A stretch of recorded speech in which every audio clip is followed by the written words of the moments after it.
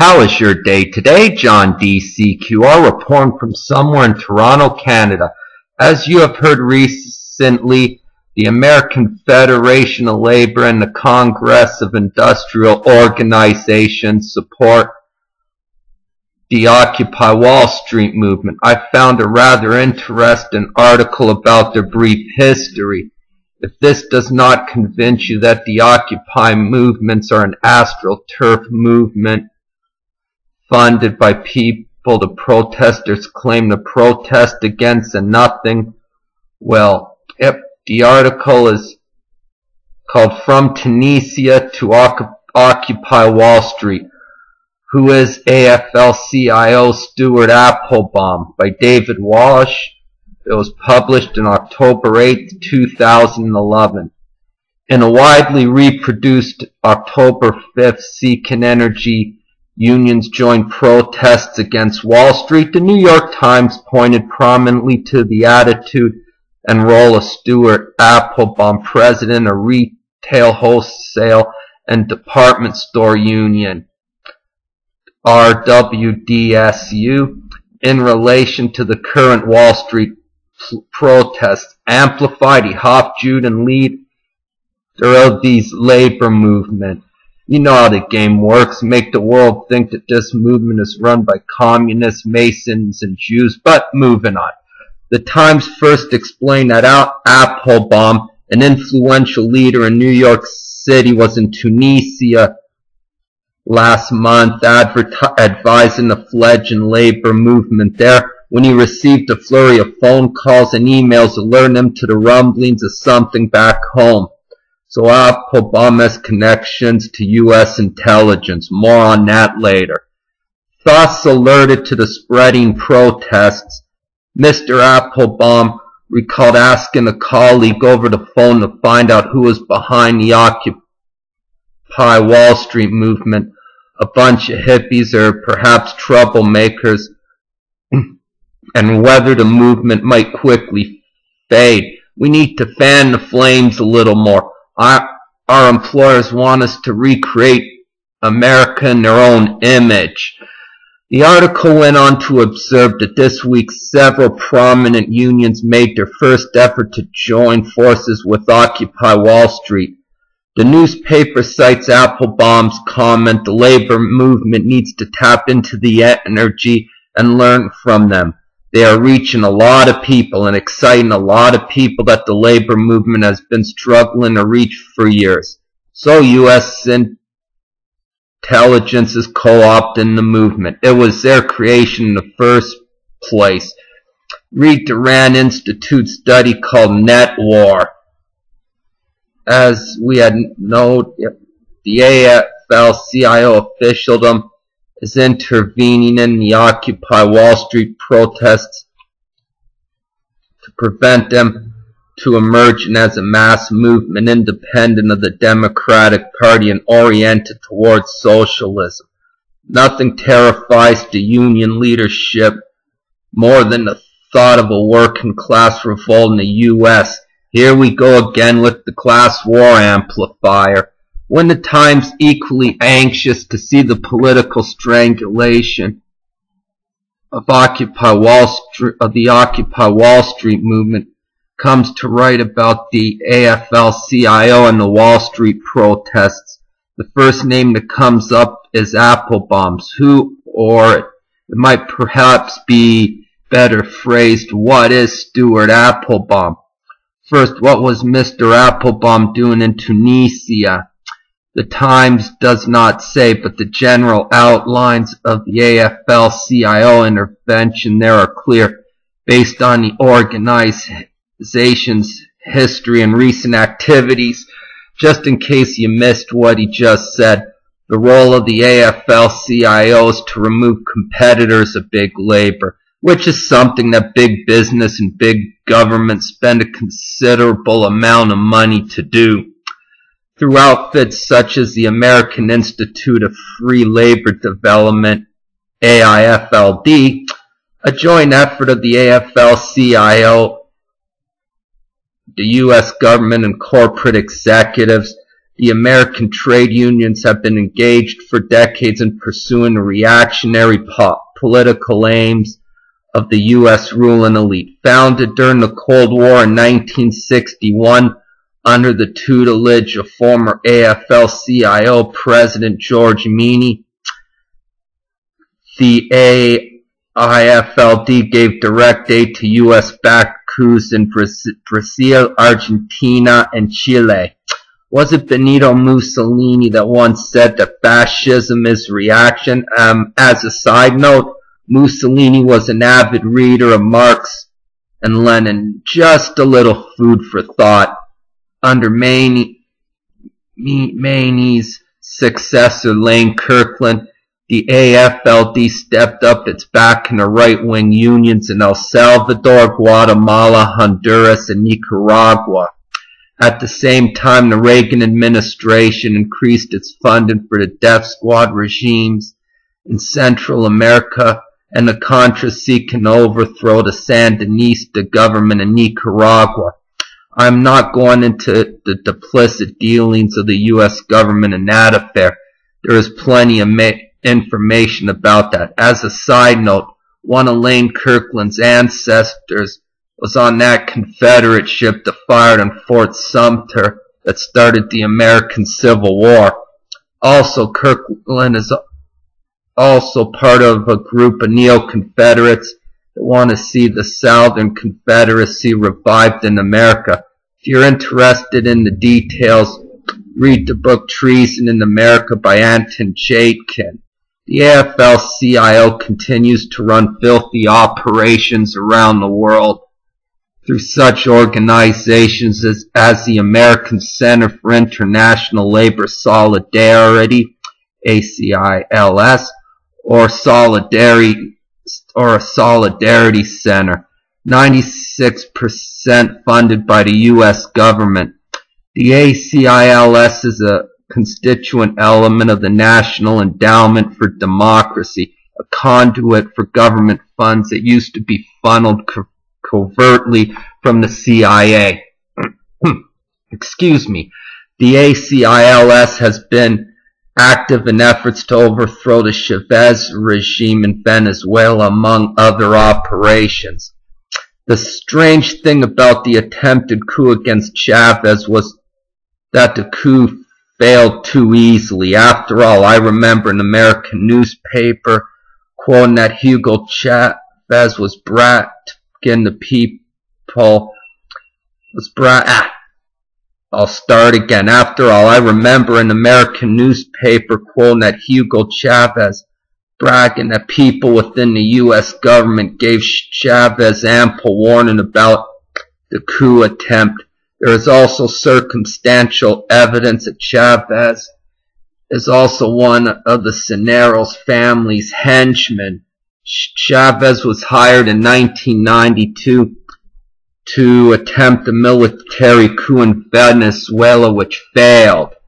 The Cisneros family received their startup money from the Royal Bank of Canada during the 1950s and sit on the board of every major American corporation from J.P. Morgan Chase to the Carlyle Group. Their most powerful and influential members of the family are also Knights of Malta, so they have extensive connections to the Vatican. Interestingly, they also have considerable family connections in Castro's Cuba. If you are interested in learning a little about this, read the book Doping by the editors of the Executive Intelligence Review. Even more interesting, Castro came into power with the aid of the CIA, the Jesuits, and the Sovereign Military Order of Malta. The Sovereign Military Order of Malta has an embassy in Cuba. Subsequent coups against him were either called off or keep failing. The point I'm trying to make with all of this is our leaders are playing for much higher stakes than just resources and profits. They're playing for more power, but I digress. Continuing with the article. This is the significance of the AFL-CIO operations in Tunisia. The chief concern of the American trade union officials is to see that workers in Tunisia, Egypt, and elsewhere do not challenge U.S. imperial interests in the region. The trade unions they help establish have as their mission the defense of capitalism and suppression of left-wing elements. In Tunisia, as the WWS has noted, the International Trade Union Confederation, ITUC, in collaboration with the AFL-CIO and the British TUC, works through its affiliate, the UGTT, Tunisian General Labor Union, a longtime ally of former dictator Ben Ali, which initially denounced the mass demonstrations against him and then, after he fled, joined the bogus National Unity government of his henchmen until protests forced the UGTT officials to resign. So one of the AFL-CIO's major roles in the Islamic world is to install the Muslim Brotherhood into power and make the entire Islamic world like Iran. The AFL-CIO's website is filled with hypocritical articles about the struggle for human rights in Tunisia, a struggle that never concerned U.S. Union officials for decades while the Ben Ali regime was firmly in power. The website notes that a Tunisian trade union activist, Jamal Tayeb, was feted in Washington in June and received one of the National Endowment for Democracy's 2011 Democracy Awards, along with a Syrian, a Libyan, a Bahraini, a Yemeni, and an Egyptian. The various national origins of any given year's NED award winners would probably be a useful guide to those areas the U.S. government and the CIA consider to be hot spots, and hypocrites they most certainly are. 3 AFL-CIO officials, Mark Gaffney, president of the Michigan State AFL-CIO, Williams, Bill Fletcher, director of field services and education for the American Federation of Government Employees, and Shannon Leder, associate director for the international affairs at the American Federation of Teachers, visited Tunisia along with Palestine and Egypt in June in a trip sponsored by the aforementioned Solidarity Center. They met with officials of the UGTT as well as union officials from Libya and Algeria, solidifying the so-called Red-Green-Black Alliance, the fascist third position. This is the type of U.S. government-sponsored operations in Tunisia, from which Appelbaum recently returned to try to put out the fire closer to home. However, it would be doing Appelbaum a disservice to refer only to this particular Tunisian venture. His interests and activities are far more wide-ranging. This is a busy man, as well as serving since 1998 as president of the 100,000-member RWDSU, now a division of the United Food and Commercial Workers, changed to WIN Federation.